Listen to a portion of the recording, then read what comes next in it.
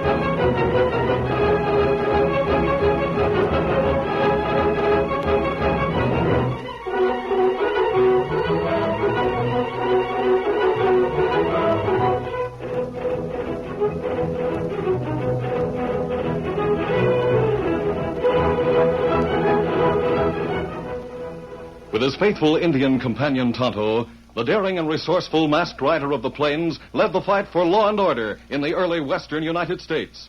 Nowhere in the pages of history can one find a greater champion of justice. Return with us now to those thrilling days of yesteryear. From out of the past come the thundering hoofbeats of the great horse Silver.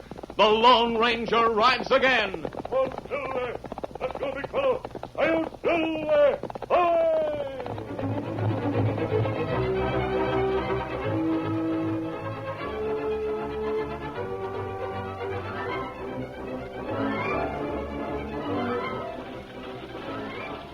The stagecoach from Selton creaked and swayed along the trail to Dalville. Dan Reed, 14-year-old nephew of the Lone Ranger, had entered the coach at Selton. The only other passengers were an old man and a sweet-faced little old lady. Dan's eyes were caught by those of the old lady. She smiled and spoke. Son, I hope you don't mind me speaking out this way. You see, Pa and me just can't seem to take our eyes away from you, can we, Pa? That's right, Mother, we can't. You see, son, you remind us of our boy. Oh. Of course, that was more than 10 years ago. Our boy Tom is 25 now. That is, he will be come next month. You see, son, the last time we saw him was when he was about your age. Oh, did he... Well... If you mean did he die, well, he didn't. Last time we heard, Tom was very much alive, out here near Dalville. Then your son lives in the West? That's right. Maybe we'd better introduce ourselves. I'm Mrs. Richards, and this is my husband. Howdy. Glad to know you, ma'am. My name's Dan Reed. Daniel, huh? Nice name. He seems like a very nice boy, too. You live out here? Yes, sir.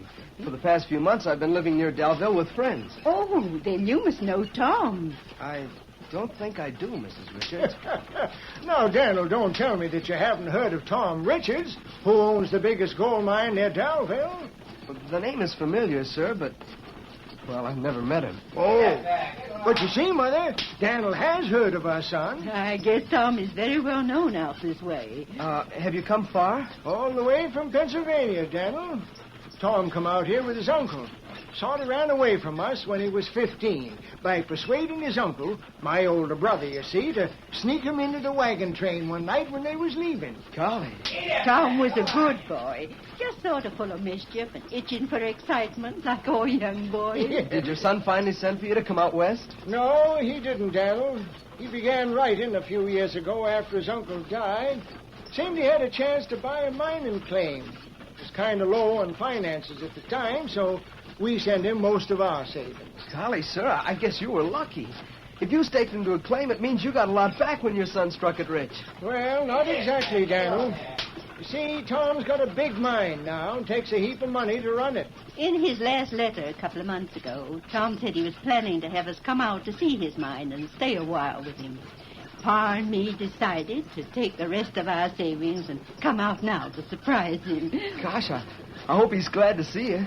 Why, shouldn't he be, Daniel? Oh, what I mean is I hope he's ready to have you with him. A place to stay and all that. Oh, why, our boy has a big house. He said so in his letters.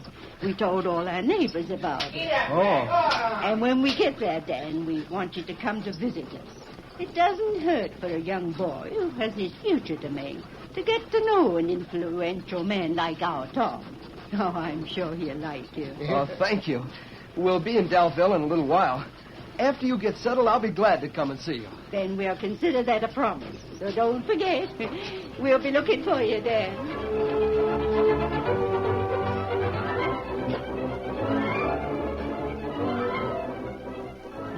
When the stagecoach arrived at Daleville, Dan went to the livery stable where he had left his horse, Victor. Then he rode into the hills where the Lone Ranger and Tonto were encamped. Dan told them about the old couple on the stagecoach. You say they told you their son, Tom Richards, owns the biggest gold mine around Daleville? Yes, sir. Of course, I don't know him. That's not good. What do you mean, Tonto?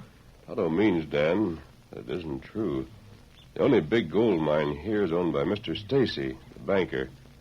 I happen to know Tom Richards is one of the foremen out at the mine. Golly. What happened when Mr. and Mrs. Richards arrived in Daleville? Well, they went to the hotel until they can locate their son. Yes? Golly, I hate to think how they'll feel when they find out. They were so proud of their son. He's all they talked about. Bet they'll hate to go back home and face their neighbors with the truth. I can see that you like them very much, Dan. Yes, sir. Oh, they're awfully nice, honest. Gosh, I wish I owned a gold mine. Well, why you want gold mine, Dan? What would you do if you did own one? I'd get to Tom Richards and have him make believe he owned it while his mother and father were here, so they wouldn't be disappointed. I know how you feel about them. Let me think about the situation a while, Dan. Maybe there might be some way to fix things so that the old couple will go away with faith in their son and something worthwhile to tell their neighbors back home.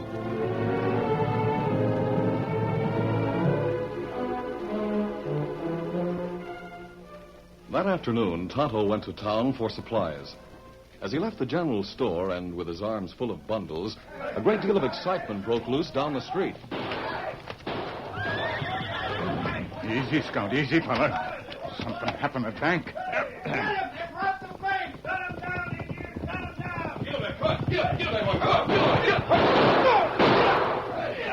You nicked one of them, Indian. But they kept going. Did you get a good look at him? One tall, dark hair, black beard. Yeah. Other one who hurt. Him have red hair, not look tall. Well, the bank clerk says they wore neckerchiefs over their faces. He couldn't describe them. Well, neckerchiefs fall from faces as them ride past here. Me get good look. Well, Thunder, the one with the black beard must be the outlaw Spike Ross. I got a handbill on him. Mean, we'll get a posse together right away and get after him. As soon as I find out how much they got away with. I can tell you that, Sheriff. Huh? I was in the bank a few minutes ago when it happened. Yeah? They got close to $30,000. It's sure going to be a blow to Mr. Stacy. Well, one of them is wounded. We ought to be able to trail him easy. Now get your horses, men. Let's get after him pronto.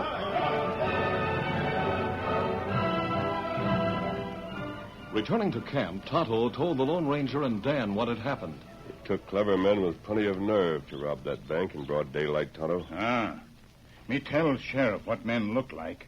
Him say tall man with black beard. Maybe outlaw named Spike Ross. Spike Ross. Ah. I've heard of him. He's a notorious killer who'll take a chance at anything if there are big stakes involved. That bank robbery is just the type of job Ross would plan and get away with. I saw a handbill on that outlaw when I was over in Selton. It was nailed up outside the sheriff's office. He sure is tough looking in that picture. Spike Ross is just as tough as he looks, Dan. And maybe Sheriff and posse catch Ross another fella. From what I've heard about Ross, he usually has a good hideout planned ahead of time. One fairly close to where he intends to pull a holdup.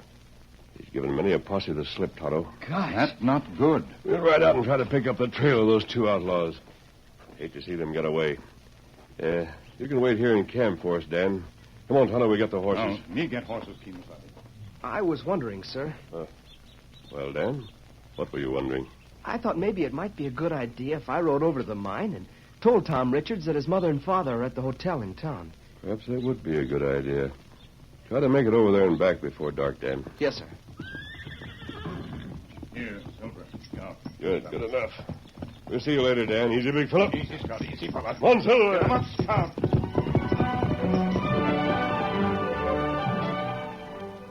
After the Lone Ranger and Tonto left camp, Dan mounted his horse Victor and rode the trail that led to the Stacy mine.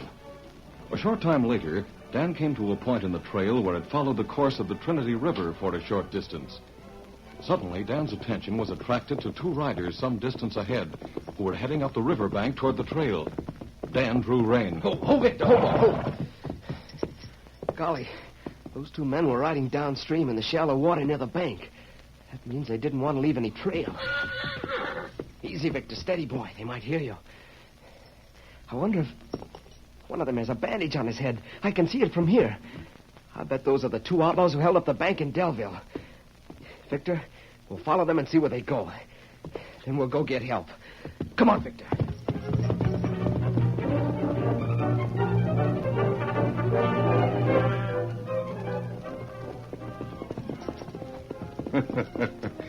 I told you, Lou, I'd show you how to lose any posse that might try to follow us. Doubling back and riding in that river was the way to do it. We'll be all right now. I gotta hand it to you, Spike. Oh, my head. I'll be glad to get where I can lie down a while. Stop complaining, Lou. We got all that money, and I got a mining shaft stocked up with food and blankets. After you rest up a while, you'll get over this rise in the trail quick, then we'll pull off the side. What for? Do as I tell you. Get up there. Come on, Get up. Whoa there. Whoa. Now, what's behind you? I couldn't see the trail. While we were on the top of that rise, I glanced back and noticed a small cloud of dust back a ways. Somebody's following us. That arroyo over there will do for hiding. Come on, get up. Whoa. Now we'll just sit on our horses here and watch that trail with our guns ready.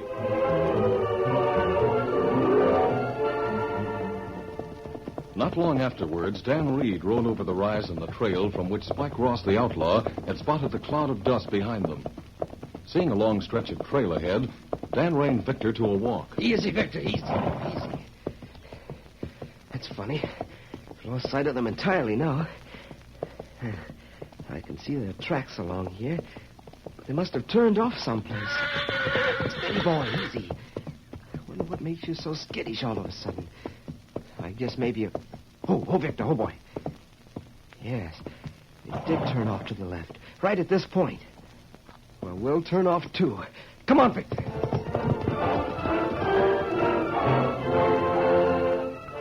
Spike and Lou watched intently as Dan came into view over the rise in the trail. As the boy slowed his horse and looked at the ground, Spike said, It's a boy, and a smart one at that, Lou. The Maverick's following our tracks. But why should a boy be following us? Maybe he's Now, just wait. look... Look, he stopped at the place where we turned off. Yeah. What are we going to do? Plug him? Now, wait. If he does come this way, let him come. I want to find out how come he's trailing us. Yeah, we can use that horse of his, too. Hey, look. He's coming this way, all right. We ought to plug him before he even knows what hit him. No use in I know letting what him- I'm doing. All right, kid. Stop right where you are. We got you covered. Come on, Lou. Get up there. Get up. Who there? Well, kid, who put you up to following us? Nobody. I saw you leaving the river, and I knew you must be the outlaws who held up the bank. So I was following to see where you went. He knows who we are, Spike. Well, that's too bad for him. We're taking you with us to our hideout, Button. You'll learn better than to snoop where you're not supposed to. Now get going.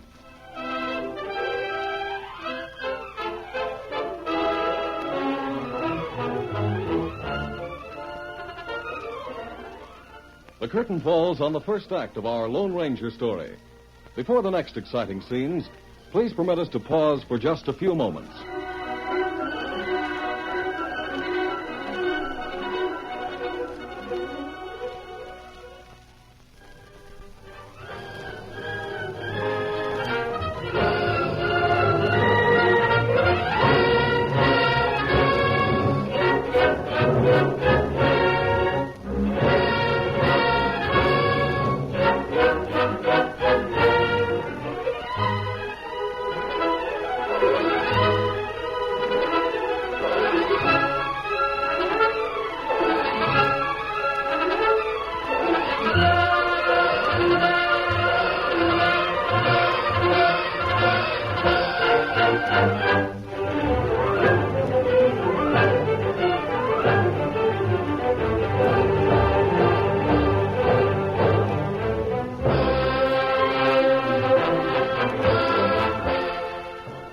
Now to continue our story. Meantime, in the crude building that served as office for the Stacy mine, Tom Richards was talking to the mine superintendent, Mr. Grote. I tell you, Mr. Grote, we've gone as far as we can in that west shaft. We don't dare blast. Look, Richards, are you sure there's no way around that rock? We know the vein runs through there, and we've got to follow it. But I tell you, it can't be done. Old man Stacy will be sore as a tired mule if we have to abandon that shaft like we did the one on the opposite side of the ridge last year. Another fact is, one of the men just come in with the news that 2 outlaws held up Stacy's bank in town. What? Got away with nigh on to $30,000. Great day. Yep. So we got to figure out a way to get at that vein of gold ore that you and the men's been following on that west shaft. Stacy will holler his head off if production here at this mine drops off. I got an idea, Mr. Grote. Yeah? What's the big idea you got, Tom? You spoke of a shaft on the opposite side of the ridge that was deserted last year. Sure, but I was thinking, maybe I could inspect that shaft and see if there's some way to break through to the west shaft from there. We could set a blast on that side without the danger of blowing down the shoring that the men put up in the new shaft. Hey, by thunder, Tom, maybe you got something in that idea of yours. I feel sure I have. I'll get my horse right now and ride around there and look things over.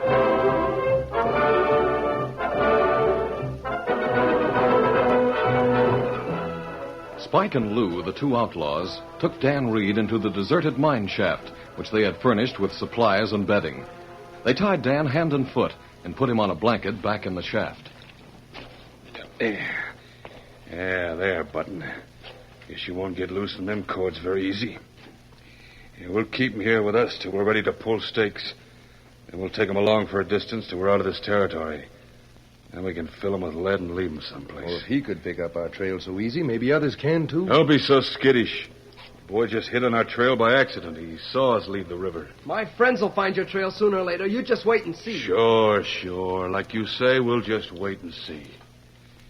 Come on, Lou. Let's get a breath of fresh air. All right.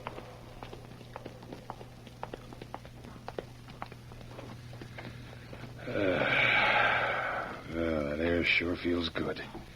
It's kind of stuffy back in that shaft. Yeah. I wonder if they... Hey, look, Spike, coming up the trail. He must be heading for here. Yeah, that trail don't go anywhere else. Get your gun handy. All right. We'll stay hid behind these bushes till he's plenty close. Then we'll act fast. Gonna gun him down? No. I want to find out if there's any others following him. Here he comes. Yeah. He's heading right for this shaft, too. Stay right where you are, mister. Reach. Hold it. Come on, Lou. Right. Well, mister, you had a lot of nerve trailing us alone. Trailing you? Why, Hey, you hombres must be the ones that held up the bank in You town. guessed it right. As if he didn't already know. Get off that horse and be quick about it. Looks like you got the upper hand. Easy, boy. Now what? Take his gun, Lou. Sure. I got it. Bring his horse inside. Now, mister, walk into the mine shaft. I got some questions to ask you. Yes, I have to. Come on, boy. Come on. Put his horse with the others, Lou. That gives us 2 spares in case we need them. Well, I see you have things fixed comfortable like in here. Even the heaven lanterns hung around. I wonder just... Who's that? You another outlaw, mister? Does it look like it? This hombre's holding a gun on me. Oh, then you trailed him here, too. Sure he did. It won't do either of you any good. No, kid, I didn't trail him here. I was coming here anyway to look over this shaft.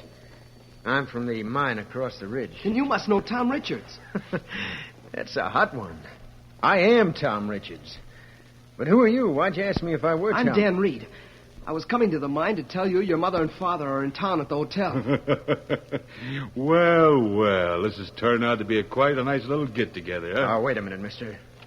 Did you say Mother and Dad are in town in Dolville? That's right. They think you own a mine and have a big house and all that. I know. I was a fool to write them tales like that. I never thought Cut they'd the get gabbing. Lou, bring some cord over here. Right away, Spike. Here. Here's the cord. Well, I keep him covered. You tie him up. Get busy. Right. Now, tie him so he'll never get loose. All right. And you can question him all you want. I'll question him Oh, all still right. that- He come here to look over this shaft like he said. Others might come looking for him when he don't get back. We'll have to push on somewhere else at dawn. Yeah. But we'll finish off these 2 and leave them right here. After leaving their camp, the Lone Ranger and Tonto rode partway to town to try to pick up the outlaws' trail. They saw the posse returning about sunset, but kept out of sight until they had passed. Then the masked man and the Indian set out backtracking on the posse, hoping they could pick up the trail where the posse had given up. Before long, they came to the river and reined up. Here's where the posse gave up, Tonto. The outlaws covered their trail by entering the water. No telling whether they went upstream or down. That's right. And what we do now? Well, we return to camp. The sun is setting now, and it will soon be dark. We can set out in the morning and try to find their trail. It's not good for Dan to be in camp alone with Spike Ross in territory. That's what I'm thinking of. Let's go. Come on, Silver. Get him up, Scout.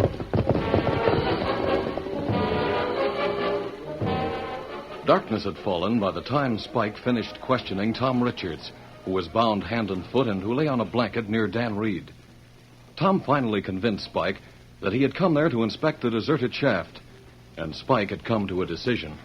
Lou, we'll use their 2 horses as pack horses for our supplies. Then we'll fill them 2 snoopers with lead and be on our way. Come on, let's start packing the stuff right now. All right. What are we going to do, Mr. Richards? I'm trying to think of something, Dan. If I wasn't tied up, I could at least put up a fight. Before they took the lantern away, I noticed a sharp edge of rock sticking out of the side wall behind us. I was thinking That's maybe... it, Dan. If I can work my way up to it, I can rub the cords against it until they cut through. I'll try it. Moving inch by inch, Tom worked his way to the shaft wall. Then, by struggling to his knees, he gradually pushed his way up against the wall until he was on his feet with his bound wrists against the jagged edge of rock. He worked patiently and persistently, rubbing the cords against the sharp rock, wincing as the stony knife cut into his wrists. Finally, he felt the cords give. There. The cord is cut through, Dan. My hands are free. I'll untie my ankles and I'll set you loose. Golly, I hope they don't come back yet. There. Now I can untie you. I'll get your hands free first. That did it. There. I can untie my feet. Oh, gosh, I can hardly stand up. You'll be all right in a minute. Now what do we do? You'll lie down in the blankets again as if we're still tied up, Dan. When they come back, I'll jump on him and get his gun. Well, what about the other one? I hope to take him by surprise. Hurry, lie down. I hear him coming back. All right. Well, you 2, ready to get away from here? Yeah, I'll take this hombre first. Set the lantern down and help, Lou. Sure. Come on, you. Not this time, mister. I'll take that gun. No, you won't. Get him, Lou. Got him. I can't. I might hit you. I'll kick over that lantern. Get to your horse, Dan. All right. Gun that kid. Get him. No, you won't. I can see his outline. No, you don't. He grabbed my arm. Let go. Yeah, this'll settle him. No. Come on, Victor. The boy got away, Spike. Yeah, let him go. By the time he gets to town, we'll be far away from here. We'll unload my horse first, and then we'll put a bullet in this hombre. Come on.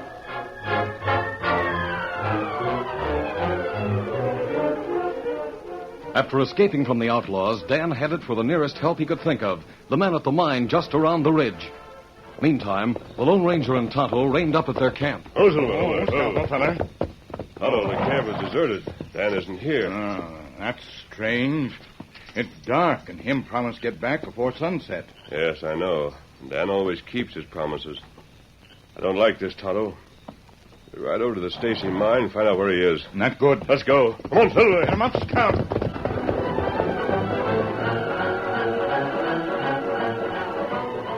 Later, as the Lone Ranger and Tonto rode along the regular trail to the Stacy mine, they neared the place where the outlaws had turned off. I was hoping we'd meet Dan coming back, Tonto. It's not like Dan to... Listen. Oh, Scout. Oh, fella. Oh, fella. Oh. What is it, Tonto? I don't hear much. Someone coming along deserted trail that lead to old mine shaft, Kemosabe, and him riding hard. Yes, we'll pull off the trail and wait. Come, Scout. Come, fella. Come. Oh, boy. Easy, Silver. Tonto, I wonder if... Come on, Victor! It's Dan! Dan! Oh, Victor! Come on, Silver. Oh, fella. Dan, why are you coming The from outlaws. us? They have Tom Richards. He saved my life and let me get away. They'll kill him. Where are they? The old mine shaft. Get the miners, Dan. Come on, Tonto. We'll go to that shaft to help Tom. Come on, Silver. Get him up, Scout. Come on, Victor.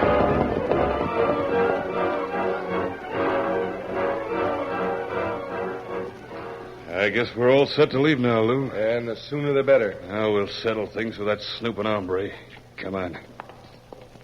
You'll get caught and hung for this, Ross. Ah, shut up. You had no business trying to be smart. Now I'm giving you a bullet to settle things. No, you're not. Oh, my leg! Now, Hoot, I'll get him for that. No, you won't. Good work, Tom. Me tie him up, Kemosabe. Oh, you're masked.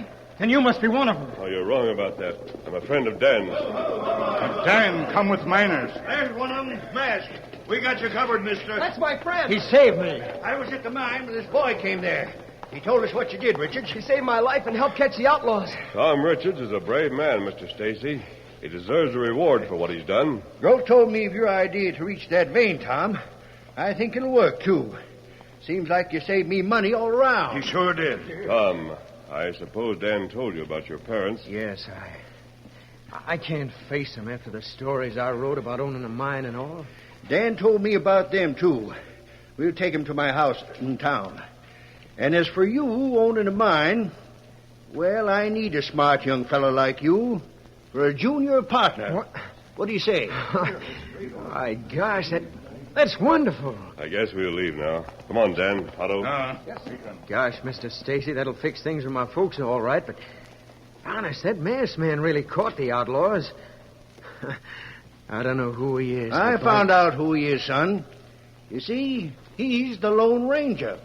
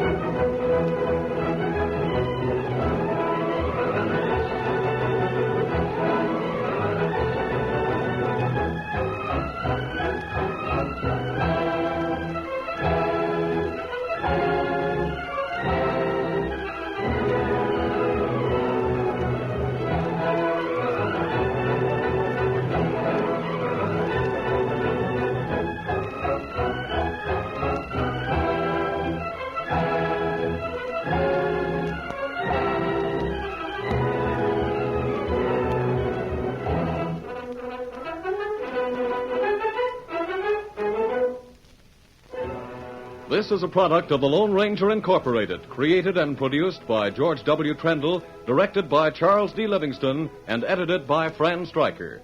The part of the Lone Ranger is played by Brace Beamer.